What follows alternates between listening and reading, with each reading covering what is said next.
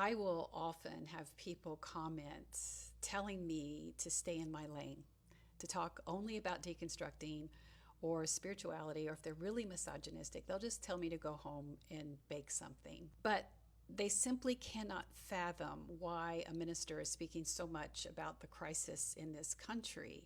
But for me, I don't know how I could claim to be a leader or a teacher in spirituality and not speak about it, because I feel that the overlay of moral and human crises and spirituality is just too obvious to ignore. But I wanted to write a part two to a blog where I spoke about the 5 lies that Christianity taught me. And several people said, please write it. So I sat down this weekend to do so.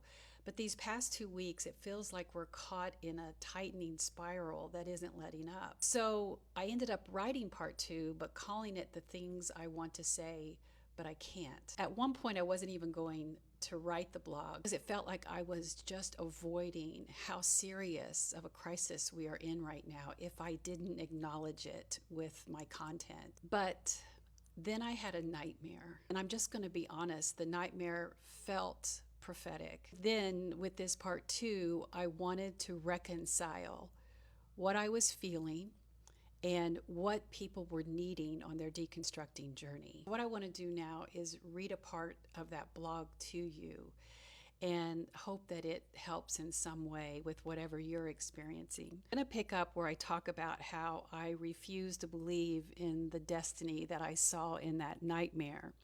And I looked for that sweet spot that morning when I started writing this blog. And that sweet spot is the space between deconstructing Christianity for those needing wisdom and assurance as they journey through their experience, and our shared humanity as we struggle to come to grips with this crisis and our role as activists. That sweet spot is spirituality. And that is why I call this blog Spirituality Matters, because there isn't anything that we do that isn't spiritual. Spirituality doesn't disappear when we deconstruct. It expands, it intensifies, it transforms into something beautiful and sacred. But that can only happen when we embrace how interconnected our lived experience is to spirituality. Many of us were taught the exact opposite. Keep your eyes on Jesus, they preached. Little did we know that we were being indoctrinated to ignore another's suffering and instead focus on church for church's survival. At least that is how it was for me. Maybe for you too, maybe not. I don't know, but what I do know is that no matter how it's defined, the death throes of late-stage capitalism, corporate greed, the 0.5% of oligarchs who visualize a future without the burden of caring for humanity and the environment, replacing all production with robotics so they can control the world. Christianity is, at its core, somehow and somewhere, playing a role. Whether it's in the morbid Christianity of Peter Thiel, the cult Christianity of Paula White, the everything is rainbows and butterflies and oh, don't forget to tithe Christianity of Joel Osteen, the progressive pastor who fears the repercussions of his few but generously donating MAGA congregants so he stays silent on the rising insanity in this nation. Christianity has been problematic or complicit. That is a reckoning that many of us are not ready to face. We want to believe that it is only our singular experience of Christianity that made Christianity a problem, but it isn't. No, pull the thread on deconstructing. Then keep pulling, because it too will lead you to a place where I find myself this morning.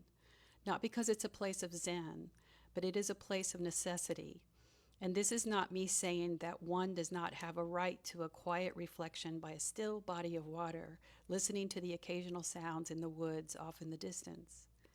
But what I am saying is that deconstructing is directly tied to humanity, and humanity is in a crisis so big that our world will be changed forever. How it is changed is up to us to decide. So for this day, beautiful soul, what arrived for me to share may not be the part 2 you want, but may it be what you and I need, because spirituality only matters when humanity matters. So here are the things I want to write, but I can't. I want to write that the loneliness of deconstructing turns into your secret power, but I can't, because Pete Hegseth used the phrase no quarter in a speech.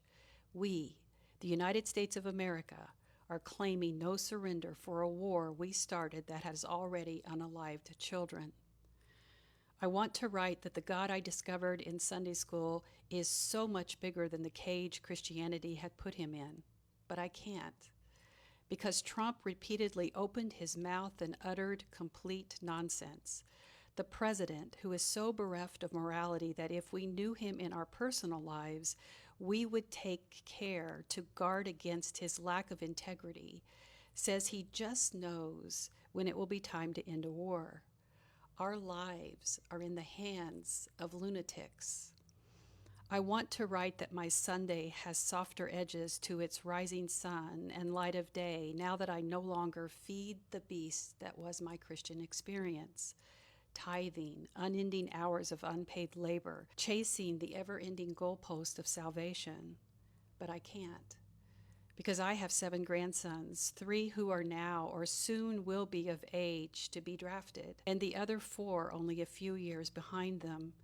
Not so long ago, this nation tore itself apart because men in the South twisted scripture to justify owning another human being.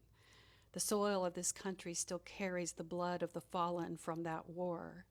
And yet, here we are again, so easily talking about sending soldiers to die for a war we started, while the entitled sons of the powerful remain safely tucked away in their ivory towers. I'll stop there, but if you find that blog meaningful, you can find it at Spirituality Matters with Rev Karla. So if you're deconstructing and want to heal from Christian patriarchy and reclaim your spirituality after leaving church, be sure to follow the arrows so that you can be notified when my latest teachings are available.